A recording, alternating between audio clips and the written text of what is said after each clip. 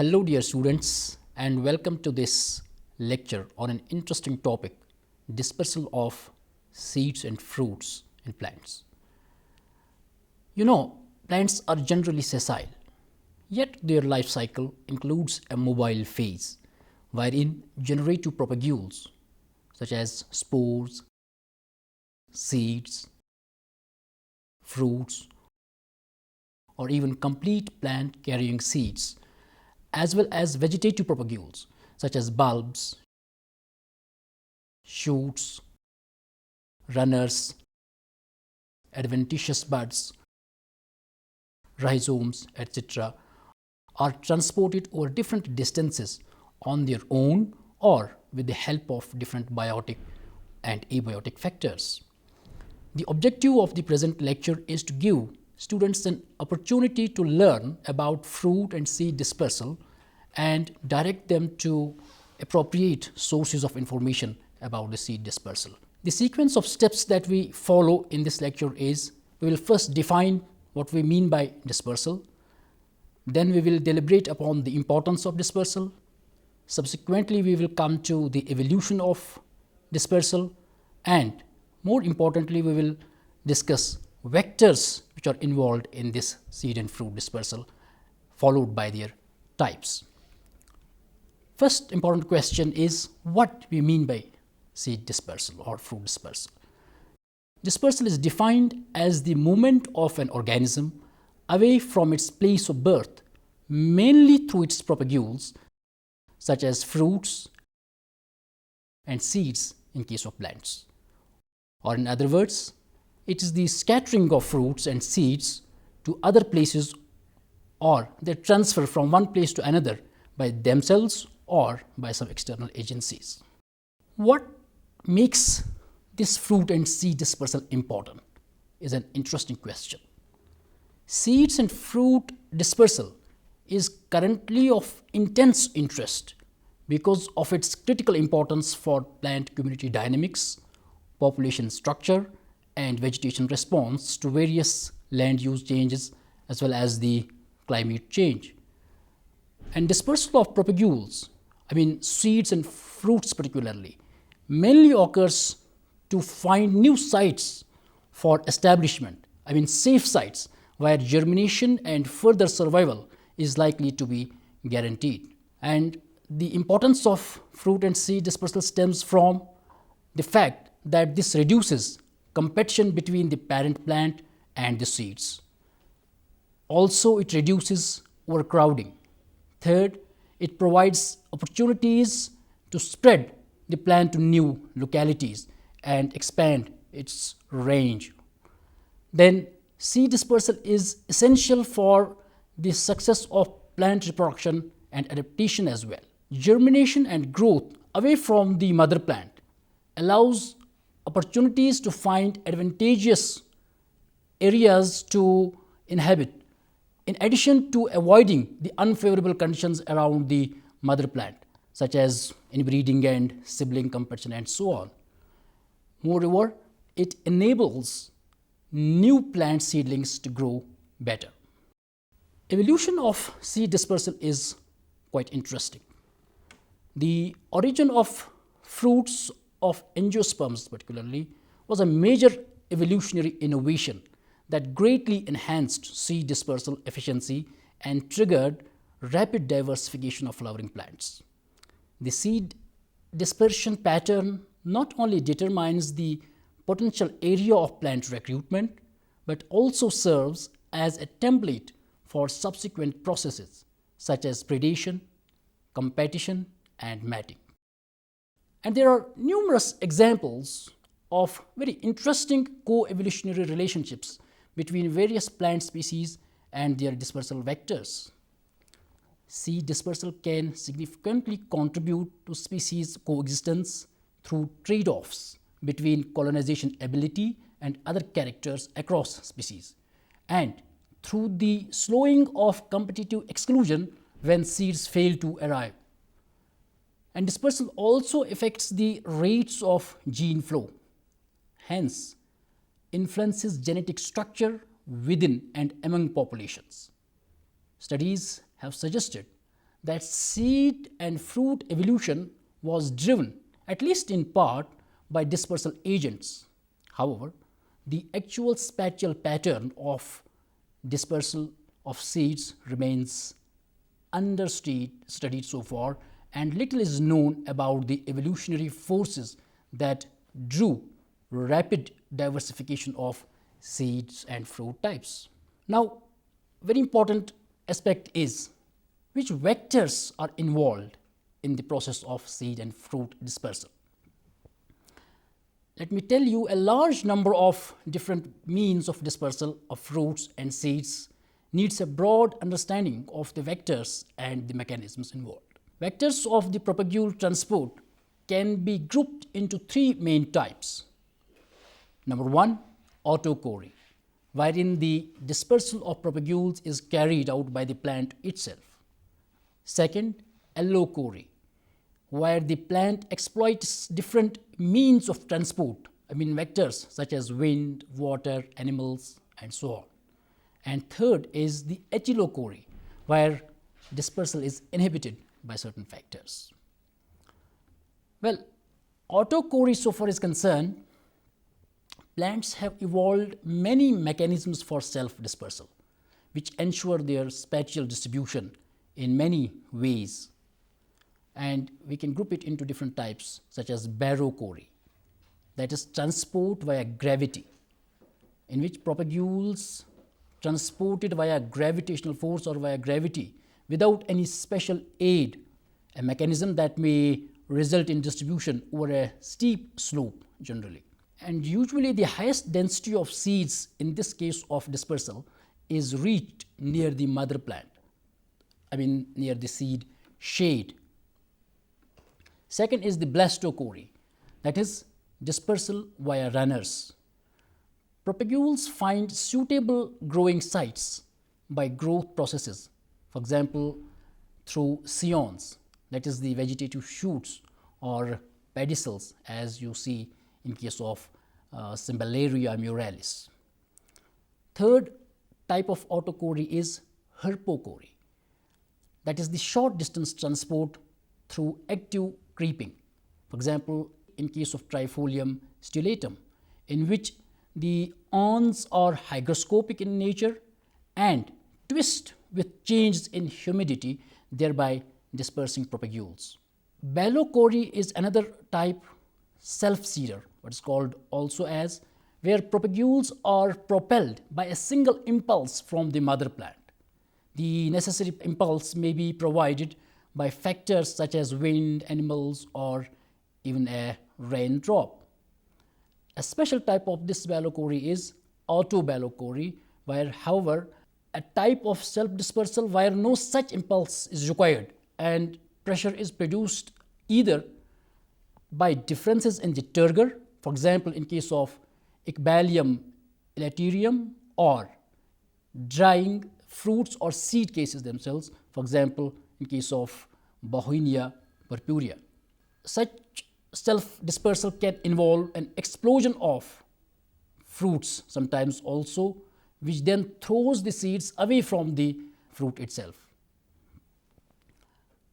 And examples of the plants that use this mechanism are what we call as squaring cucumber and the pea plants sometimes also. Gorse is a plant, Ulex europea, a very good example of this type. If you sit near this gorse or these gorse bushes on a hot day in a summer in Britain, it can be like sitting near a firing range, as the explosion or exploding pods sound almost like gunshots. So the small seeds are very effectively thrown away from the immediate areas. As the pod dries, tensions are set up in the wall of the pod, eventually causing it to split along two lines of weakness or sutures. As the two halves curl back, suddenly released like a tense spring, they flick out the seeds inside in an explosive manner, I mean to say. So these were the different types of autochory. Then another type of seed and fruit dispersal is the allochory, where dispersal is brought about by the external factors or agents. There are at least 4 different types of seed dispersal recognized on this basis. First, wind dispersal, what we also call as anemochory. Second, animal dispersal, when animals act as the vectors, called as zoochory also. Third, water dispersal, hydrochory, and dispersal by man, what we sometimes also call as hemerochory or anthropochory. Some plants use fruits to enable dispersal, while other plants can also use seeds and different other propagules as well. First, let's talk about anemochory, that is the wind dispersal. Wind is an important vector for allochoric seed or fruit dispersal. Plants have developed a number of different adaptations, either to help the seeds be released, very small light seeds I mean to say, or to help the seeds stay in the air for longer, thereby facilitating their transport to greater distances. Such adaptations usually involve hairs or outgrowths which increase the surface area to catch by the wind. Many examples can be cited. For example, pepper pod type, as you see in case of the red campion, where the flower ovary containing the seeds becomes a dry, hollow container with one or more openings. The containers are shaken by the wind, scattering the seeds through the opening, dispersing them all around the immediate areas. Second type is parachute type, as you see in case of the ragwort, where feathery hairs help the seed to float on the wind. They can often be carried long distances in this way. Another adaptation that plants have undertaken for this wind dispersal is what we call as wing type. Winged types of seeds, as you see in case of sycamore. Wing-like outgrowths on the fruit which contain the seed make it spin as it falls from the parent plant. This spinning delays its fall so that the wind may carry it some distance away. A very interesting mechanism. And you can of course see other examples around you. The next type is the zoochory, where dispersal is brought about by the animals. In evolutionary terms, zoochory represents the most important and ecologically most complex form of the dispersal. In fact, very close interrelationships between some specific plants and animal species reflect a long co-evolutionary development. Animals aid dispersal by either carrying the fruit or seeds on the outside of their bodies, or by eating them and passing them out with their droppings, what we also specially call as endochory. This way, seeds are not only transported, but after excretion, they are provided with a very fertile starting condition for germination in a relatively nutrient-rich excrement. Some birds eat the fruits and then throw away the seeds.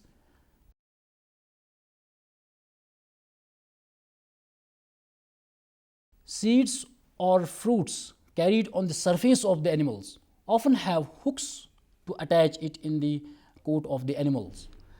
Likewise, sticky bags and thistles are common examples of these types. Let me tell you here that birds, bats and ants are specifically attracted. Plants invest in nutrient-rich fruits and attract attention by striking colors or strong smells of the dispersal agents which carry out their dispersal. Plants such as burdock, members of biennial thistles in the genus Architium of the family Asteraceae, they have hooks to which the seed is attached. These hooks easily get caught in the fur of mammals as they pass by the plant. At some point, the seed will fall, often a considerable distance from the parent itself, and if conditions are right, the seed will germinate and grow into a new plant. In the autumn season, blackberries are a common sight in British woodlands. Reason is that the berries are eaten by birds such as blackbirds and pigeons. Mice, deer, and even foxes also eat them. The small hard seed is hidden inside the fruit and passes through the gut of the animal as it cannot be digested. The seeds therefore are expelled in the droppings of the animal, and some seeds dispersed in this way cannot germinate unless they have passed through the digestive system of the animal. So interesting mechanism you can appreciate. Likewise, nuts such as hazelnuts and acorns also are distributed by animals and birds. Jays and they are conspicuous in the autumn as they collect acorns to tide them over the lean winter. They may be responsible also for the collection of several thousand acorns per bird. Not all the acorns will be eaten, some are left to germinate and produce new trees and ensuring their dispersal.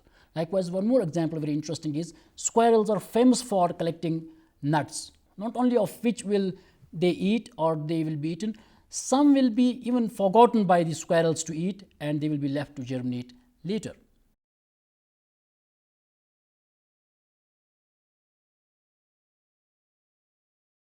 Usually, the seed dispersal adaptations that plants undertake collectively constitute what we call as seed dispersal syndromes.